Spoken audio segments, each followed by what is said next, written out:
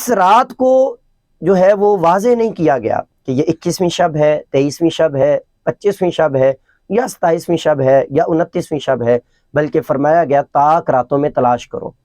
اب جب اللہ اور اس کے رسول صلی اللہ علیہ وآلہ وسلم کی طرف سے اس کا تعین نہیں ہے تو ہم بھی تعین اس کا نہیں کر سکتے۔ البتہ اس کی کچھ علامات ہیں جو بیان کی گئی ہیں۔ مثال کے طور پر اس کی علامات میں یہ علامات جو روایات میں آتی ہیں، جو صوفیاء نے، جو بزرگان دین نے اپنے مشاہدات اور اپنے تجربات سے بیان کی ہیں، ایک یہ کہ یہ رات شفاف اور شفاف ہوتی ہے، پرسکون ہوتی ہے، نہ گرم ہوتی ہے نہ ٹھنڈی ہوتی ہے، بلکہ معتدل ہوتی ہے،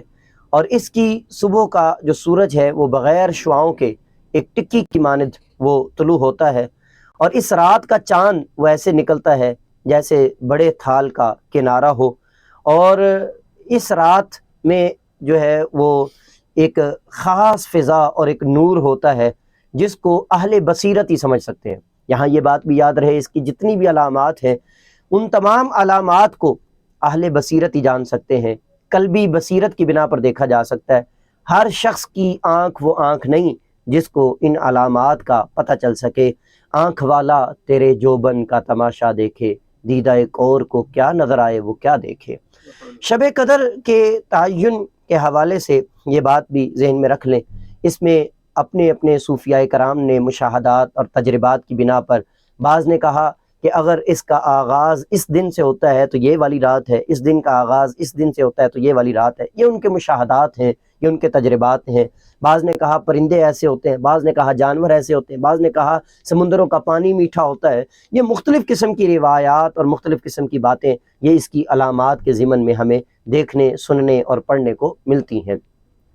البتہ حقیقی بات وہ یہی ہے کہ اللہ اور اس کے رسول کی طرف سے اس کا تعین نہیں کیا گیا، اور اس کو جو چھپا کر رکھا گیا ہے کہ طاق راتوں میں اس کو تلاش کرو، یہ اس وجہ سے ہے کہ تاکہ اس کی قدر بھی بڑھ جائے اور انسان ہر طاق رات میں وہ عبادت کرے۔ اللہ رب العزت جل شانہ نے بہت سی چیزوں کو وہ چھپا کر رکھا ہے، جس طرح مثال کے طور پر اللہ رب العزت جل شانہ نے اپنی رضا کو نیکیوں میں چھپا رکھا ہے کہ تم نیکیاں کرتے جاؤ، نہ جانے وہ کس نیکی سے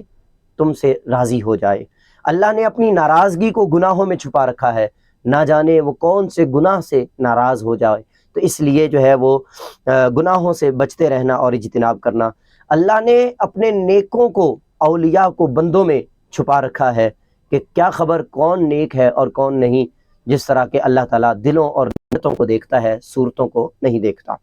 اسی طرح سے اللہ تعالیٰ نے قبولیت دعا کو دعاؤں میں چھپا رکھا ہے کہ بندے کا کام ہے دعائیں مانگتا رہے، اب وہ کون سی دعا قبول ہوگی یہ بندے کو خبر نہیں ہے۔ اسم اعظم کو اللہ نے اپنے اسماء میں چھپا رکھا ہے، اللہ کے سارے نام لیتا رہے، نہ جانے کون سا اسم اس کا اسم اعظم ہو اور بڑا ہو کہ جس کا نام لیتے ہی اس کے اثرات اس پر ظاہر ہو جائیں۔